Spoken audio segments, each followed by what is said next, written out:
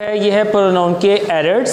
हम उसको स्पॉट करेंगे और उनको रेक्टिफाई करने की कोशिश करेंगे। तो कल भी मैंने आपको प्रोनाउन की एरर्स के बारे में बताया था। तो आज हमारा टॉपिक कंप्लीट हो जाएगा इंशाल्लाह। फिर नेक्स्ट लेक्चर में हम पार्ट ऑफ स्पीच में किसी और चीज़ को देखेंगे।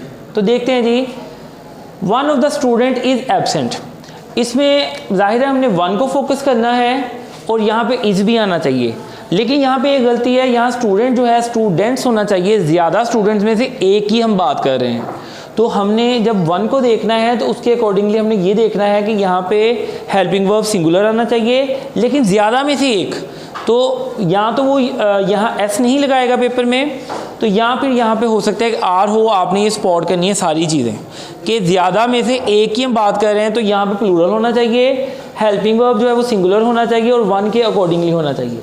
सेकेंड की अगर बात करते हैं, only one of the man were arrested. यहाँ जो पिछली में गलती थी वो यहाँ नहीं है, मैन की जमा मैन है और उनमें से एक की बात हो रही है। यहाँ तक बात ठीक है, लेकिन यहाँ पे देखें वर्ड लिखा गया है, वर्ड प्लूरल को इंडिकेट कर रहा है। हमने यहाँ मैन को नहीं देखना, हमारा फोकस जो है ओनली वन पे है। तो वर्ड की बजाय यहाँ पे वॉज होना चाहिए।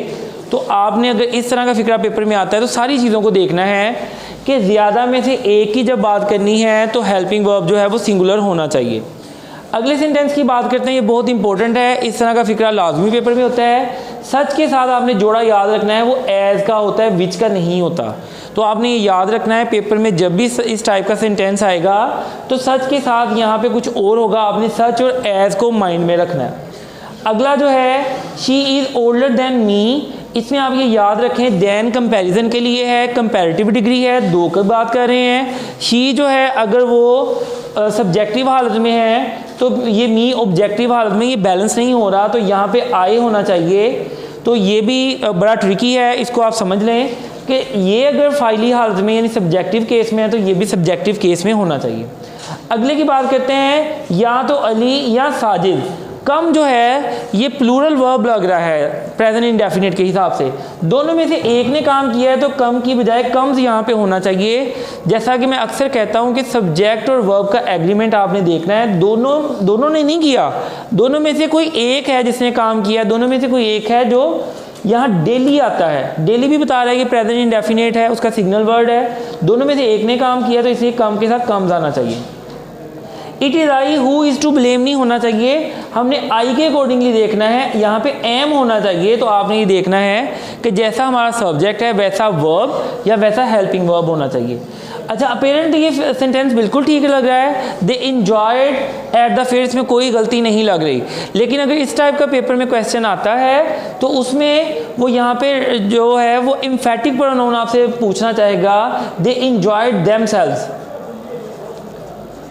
तो अगर फौरी तौर पे यहाँ पे आ जाएगा तो ये एम्फेटिक है, बात को जोर देने के लिए। जैसे हम कहते हैं मैंने ये बकलम खुद लिखा है, तो वर्ब के फौरी बाद अगर आ जाता है तो ये एम्फेटिक प्रोनाउन है। अगर ये ऑब्जेक्ट की जगह पे जाएगा तो फिर वो रिफ्लेक्सिव होगा। अगर इस टाइप का सेंटेंस पेपर में आता है तो वहाँ उसकी डिमांड ये होगी कि आप यहाँ एम्फेटिक प्रोनाउन का इस्तेमाल करें। It is between you and I, you यहाँ ऑब्जेक्टिव केस में है तो एंड के बाद ये मी होना चाहिए यहाँ पे, तो ये सब्जेक्टिव केस में नहीं होना चाहिए। तो आज के लेक्चर में मैंने आपको ये बताने की कोशिश की है कि अगर आपने दो चीज़ों का कंपैरिजन करना है तो आपने दोनों को एक केस में रखना है, एक हालत में रखना है। और दूसरी बात ये है कि सच के साथ एज बड़ा इंपॉर्टेंट है। और अगर इस टाइप का सेंटेंस आता है तो यहाँ पे प्लूरल में से किसी एक की बात होगी तो आपने यहाँ पे सिंगुलर हेल्पिंग वर्ब लगाना है।